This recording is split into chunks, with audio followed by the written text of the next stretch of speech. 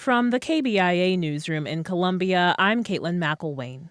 More than 50 Missourians gathered at the state capitol today for the first alpha-gal syndrome advocacy day to connect and learn more about a bill which would make the reporting of the condition mandatory.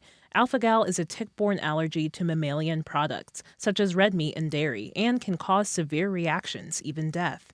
Columbia nurse Caitlin Wallenberg was diagnosed with alpha-gal in November 2024 after living with symptoms for a decade. She says the public doesn't realize the many ways alpha-gal can manifest. Hair products, our skin products, the clothes that we wear, it really does truly affect every aspect of life. And so the more data we can collect to present why this is a big deal, the better. Wallenberg says she hopes this bill will lead to better data collection, which in turn could lead to better educational materials, especially for medical professionals.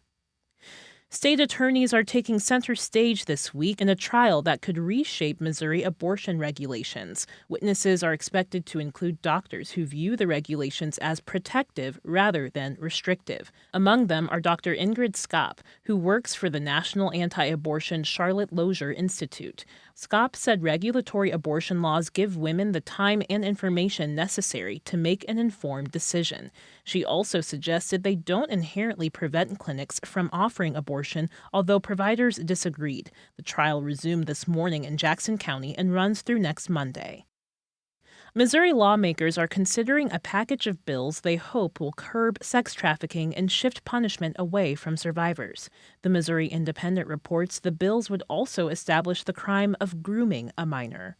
One law would seek to suppress demand for sexual encounters with minors by making it a felony to pay for sex. Lawmakers expressed broad bipartisan support for the bills during a committee hearing today, and also signaled they would further discuss how the legislation would define grooming.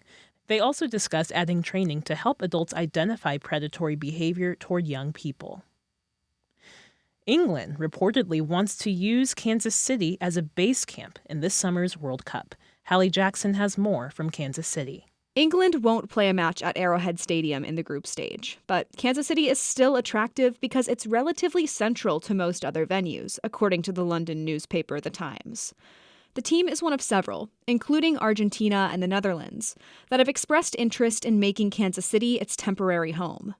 The region can host 2 teams in Kansas City and 1 in Lawrence. But Kansas City's World Cup Organizing Committee doesn't expect FIFA to announce where each team will stay until April. I'm Hallie Jackson. And I'm Caitlin McElwain, KBIA News, Columbia.